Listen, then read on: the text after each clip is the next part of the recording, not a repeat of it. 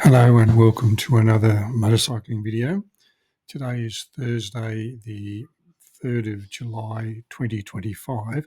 The information I'm giving you is relevant and appropriate on this day, but obviously circumstances can change at some time in the future and it may not be relevant. It's been some pretty horrible weather in the last week or so in Goulburn, so I haven't been out doing any motorcycling. It hasn't really been the weather for motorcycling, but I was fortunate today that the rain has stopped and the wind seemed to have abated, so I could get out and do some running and also do some motorcycling. As you can see by the title of this video, I'm going to talk to you about the new vehicle emission standards, um, and I'm going to try and explain to you what they are, what they mean, and so on. I should say that I did try to record this using a live audio recording using a plug-in microphone to the camera, but there was a lot of wind noise and the sound quality was quite poor. So I've now recording it after the event, and that will give me a bit more of an opportunity to think about what it is I want to say and so on. As usual, if you're not particularly interested in hearing my thoughts on the new vehicle emission standards legislation and how it operates, then turn the volume down and enjoy the scenery.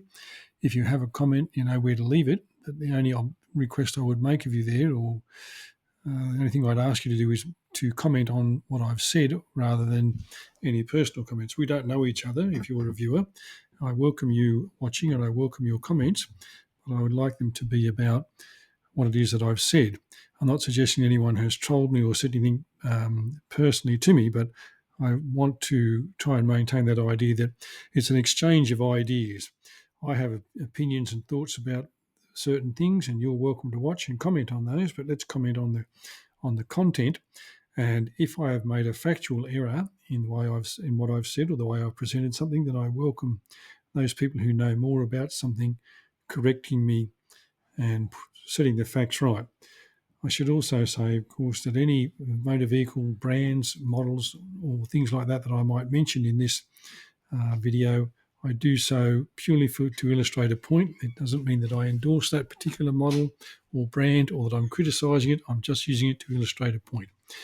Okay, so new vehicle emission standards, what are they? How do they operate? Why should we have them? How do they affect the motor vehicle manufacturers, and ultimately how will they affect the consumers is what I'm going to try and explain in this video. So what they are, the new vehicle emission standards, or NVES, is legislation passed by the government in the last parliament that attempts to regulate and mandate the level of emissions as an average figure across the fleet of vehicles sold by any manufacturer, a motor vehicle manufacturer that sells cars in the Australian market. Now, there's a certain qualification to that, and that is that when this legislation was first talked about, which I think was back in 2022, the motor vehicle manufacturers lobbied the government and said, well, we have a problem here. And the problem is that there are some vehicles that we sell, and we sell in very large numbers, that no matter what we do, and no matter what level you put the standard at, those vehicles are not going to meet the standard. And so we need to do something about that. And the government agreed, and what it did was created another category of motor vehicles known as light commercial vehicles. And those light commercial vehicles covers most large SUVs such as Land Cruisers, patrols, those sort of really big SUVs, and also covers most dual cab utes like the Ram utes and the Hilux and so forth. So the new vehicle emission standards covers light passenger vehicles, that is all the other vehicles that are not large SUVs or not utes that are driven by everyday people that you see in their driveways, that you see in car parks and the park and ride and so on. That's what they are. What do they try to do, as I said, is they give the motor vehicle manufacturer an average figure of the amount of CO2 that the vehicles in their fleet are allowed to emit. Because it's an average, obviously there'll be some vehicles that are more fuel efficient than others, and they will be under the average, and there'll be some vehicles that are over the average. By how much you are over the average will determine what the penalties might be. We'll come back to that in a moment. Should we have them? Well, in my view, yes, we should have them. We should have them for three reasons. Number one is because ultimately, and over a long period of time, I don't say immediately, over perhaps even a decade or longer that it might take, we will have cleaner air in our cities. Most people in Australia live on the eastern seaboard in densely populated cities. Respiratory diseases and respiratory conditions are a problem of modern life caused by all sorts of factors, but emissions from all sorts of transport are a contributing factor. And cleaner air therefore would be of an enormous benefit health-wise to the population and would result in lower health costs. That's number one reason why we should have them. Number two reason why we should have them is because surely Australian consumers, like consumers in many other countries around the world, such as Canada, United States, Mexico, all of Europe, and even parts of India and China, or even India and China, have more fuel efficient, cleaner vehicles available to them than we do in Australia, simply because the manufacturers up until this point have had no incentive to sell those cleaner vehicles in Australia. They do so now because the new vehicle emissions scheme, or emissions standard, makes it necessary for them to sell cleaner, more fuel efficient vehicles. The Australian consumer ought to have access to the same quality of vehicles as are available in other jurisdictions. And the third reason we should have them is because up until the point when the legislation became law in January the 1st this year, 2025, we were, along with Russia, the only industrialised country in the world that did not have such a standard. And it should be noted, as I said already, that all of Europe, North America, and even places like India and China have clean air emissions or emission standards that regulate the types of emissions, the amount of emissions that are allowed to be emitted, obviously, by motor vehicles. Clean Air Acts have been passed in all sorts of jurisdictions going back to the early 1970s. And Australia has been lagging behind for a long time in that area. Now, it should also be noted that the standard that the Australian government has adopted is not a newer or higher standard than any other jurisdiction. It is the same standard that operates in many jurisdictions already. And the point about that is that motor vehicle manufacturers, since they are already selling cleaner, more fuel efficient vehicles in the other markets that I just mentioned, are already meeting the standard. The problem is, in order to avoid the penalties that are attached to the NVES, they need to make more of those vehicles available in Australia. They're reluctant to do so because they figure, well, if we bring those vehicles to Australia and we don't sell them, or we bring right-hand drive vehicles to Australia, which we have to do, and we don't sell them, we can't send them somewhere else. We're not going to pay the freight to send them back to somewhere else, and we'll have to either discount them to sell them, or they'll just sit in a paddock somewhere and gather dust. Now, if a manufacturer has three options, as I understand it, about how they might go about dealing with this situation. The legislation says that if you meet the standard or are better than the standard, you get a credit. I imagine you'll get a certificate of some sort from the government and maybe even a gold star. If you do not meet the standard, you will receive a penalty. The penalty will be, I believe, $100 per 100 grams of CO2 emissions above the average that is allowed for your fleet of vehicles. So if you are a vehicle manufacturer that you believe on the basis of the cars that you currently sell in Australia that you're not going to meet the standard, you have, I think, three choices. Number one is you could say, well, the vehicles that we sell that don't meet the standard, we'll just not sell them in Australia anymore. Now, that would be a problem for the manufacturers in some cases because they might be the only vehicles they sell. But it would be a problem for the consumer because there would be reduced choice. Consumers ought to be able to buy whatever vehicle they want to buy. They ought to be aware that there are going to be costs associated with buying a particular vehicle, and there may be penalties in terms of that car being less fuel efficient or more polluting than another, and they have to pay those penalties if they decide to buy that car. But choice is one of the things that drives the market. So the manufacturer could say, well, we're not going to make those or sell those vehicles here anymore, but that might be, punching themselves in the face, for example, giving themselves a black eye, but also it would reduce consumer choice. A second option would be for them to say, well, so rather than delete models from their market, from their lineup, they have a second option, which is to say, well, we will produce more fuel-efficient vehicles. But they might equally say, well, we've just about milked the blood out of the stone as far as the efficiency of combustion engines go. So we'll have to look now at either hybrids, and that is traditional hybrids or plug-in hybrids, or go the full EV. Now, if they were to go with a hybrid vehicle using, say, the technology that Toyota have been using since the 1990s and which is well established and well proven, that would be an option for them. They could go for a plug-in option, which is being used by a number of manufacturers at the moment, or as I said, they could go for the full EV. Now, the problem with going for the full EV at the moment is that EVs, frankly, are not selling very well in Australia. They at one point represented 10% of all new sales, but they're down to about 7% at the moment. Now, in Australia, a good year for the motor industry is if they sell 1.2 million new cars. So 10% of that would have been 120,000. 7% is considerably less than that. And that's all electric vehicles, not Teslas or any one particular brand, but the sales of all electric vehicles in Australia is about 7% at the moment. Now, there are reasons for that: costs, range, charging options, some people's antipathy towards buying Chinese-made vehicles, other people's antipathy towards buying a Tesla because of Elon Musk's recent behaviour and so on. But the fact is, EVs are not selling as well as people had hoped. And so a manufacturer would be in a difficult position of saying, well, we want X number of full EVs sent to the Australian market, and then what happens when they don't sell? They sit on a paddock somewhere and gather dust until the factory says, well, you have these EVs and you haven't sold them, discount them until you do sell them.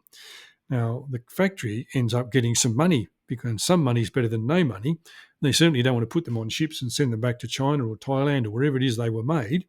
And they certainly don't want to put them on a ship and send them to another right-hand drive market. So they tell the factory tells the local dealers, discount those vehicles until they are sold. The problem with that, of course, is if you bought one the week before the discount, your vehicle is now worth exactly the amount that the vehicle is now discounted. But the factory doesn't care about that because they've already got your money. They've already got your money when you bought a new car. They don't care what the resale value of your car is because they're not getting a commission or any money out of that. They're only getting money when they sell the new vehicle. So if they discount in order to sell vehicles and get some money, that's better than none. They're happy, or they're happier than having the car sit there and not sell. And so the impact on you as the consumer is who bought one of the old prices of little interest to them. So going the full EV is a difficult problem and not necessarily a solution for everybody. There is another option, and that is to say to a company that meets the standard or is well below the standard, well, you have carbon credits because your cars are fuel efficient and clean, and we'd like to buy some carbon credits from you. Now, companies that would have those credits would be companies that only sell EVs like Tesla or BYD that sell predominantly EVs but also sell plug-in hybrids. They will be in credit, and they will happily sell some of their credits to another manufacturer. But notice I said sell them. And of course, selling them costs money. So let's say, for example, that Toyota is a company that's about to face some fines from the government for not meeting the standards of the NVES. And they say, well, in order for us to not have to actually pay a fine, we'll buy a credit from Tesla or we'll buy a credit from BYD. Now, both of those companies are happy to sell you their credits, but that is going to be a cost. And ultimately, the cost of that credit purchase is going to be passed on to the consumer. So ultimately, it's the consumer that's going to wear the cost of these things. It was Lyndon Johnson, as President of the United States, who's credited with coining the expression, there's no such thing as a free lunch. Now, whether he did or didn't say those words, I don't know. But in this case, it certainly is true there's no such thing as a free lunch. Ultimately, any cost to any business, and especially in the motor vehicle industry, is passed on to the consumer, and it's passed on in the form of a higher price. Now, you can say, well, I won't buy that vehicle, so therefore I don't have to pay the price. I will buy a cheaper vehicle, or I'll buy a vehicle by a different brand, and that is your option. But if you're perhaps a bit concerned about buying a plug-in hybrid, you don't know how they work, you're not ready for a full EV, and you want a big combustion engine vehicle, and it's gone up in price, then you have to pay the cost. Now, the vehicle manufacturers have said that these NVES system is going to lead to enormous increases in price. And I'm curious as to why that's the case, because, as I said, many other jurisdictions where all of the manufacturers who sell vehicles in Australia also sell cars have a system like the NVES, have a standard similar to what the Australian government has adopted. So, in essence, for example, Toyota are already selling cars in other markets that meet the standard. In the case of Toyota, they, as I understand, have deleted their Land Cruiser V8 from their Australian lineup. They have said that from now on, all vehicles that they sell in Australia, with the exception of the Hilux, will be hybrids, and therefore you would assume that they would meet the standard.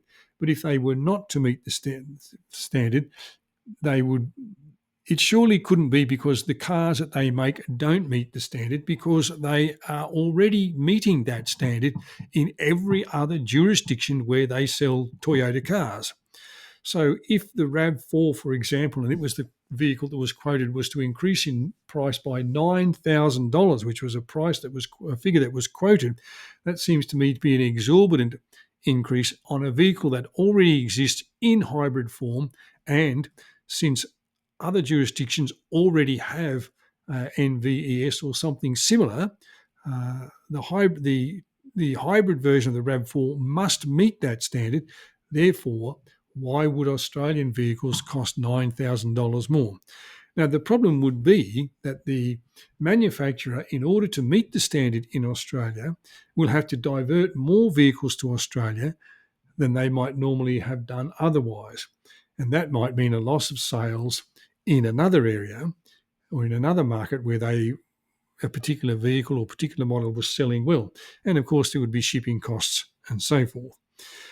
Now, as I said, the aim of this NVES is to reduce our carbon emissions and therefore do our bit to contribute towards a cleaner environment and so on. Whether you believe in net zero and the possibility of net zero is an entirely different issue that can be debated and should be discussed, and I'm certainly not an expert in that area. But if we accept that the climate science has been telling us for over a decade or more that there is a problem with the climate, if we accept that that is the case, and survey after survey after survey, and election result after election result is telling us that the voters and the general public want something done about the environment, they want something done about the climate issue, then we that are currently benefiting from the lifestyle of the industrialised nation and motor vehicle transportation and so on, we're part of the problem and we have to be part of the solution. Yes, in an ideal world, public transport would be great, maybe even free, and there would be less cars on our roads. But the fact is, there are 17 million cars, according to one figure I saw the other day, or heard quoted, for 27 million people in Australia. So per capita, we seem to have a lot of cars. I think one car for every about 1.5 people, whereas in the UK, where there are 60 million people, there are something like 30 million cars, so one car for about every 2 people. So we have a lot of cars. And although our emissions as a percentage of total emissions are small, we live in a global community and we have to play our part. We can't have a situation, or it's an unrealistic situation for us to say something has to be done about this. Somebody has to do something about this pollution problem, this global climate problem, but I don't want to have to pay for it. It shouldn't cost me any more. That is an unrealistic expectation, an unrealistic proposition, and we simply cannot expect that to happen. If there is no such thing as the free lunch, then there is a cost, and the cost has to be borne by all of us, either through increased taxes or increased prices or something like that. Otherwise, we just ignore the problem or kick it down the road and say it's the next generation's problem. Now, the NVES attempts to regulate the amount of emissions as an average figure across the fleet of vehicles that are sold by any particular manufacturer in Australia. At the last election, I don't want to be too political about these things, but I do need to make this point. At the last election, the alternate government, that is the Liberal National Party, under its then leader Peter Dutton, had said, Well, we agree with the principle of the NVES standards, but we don't agree with the penalties.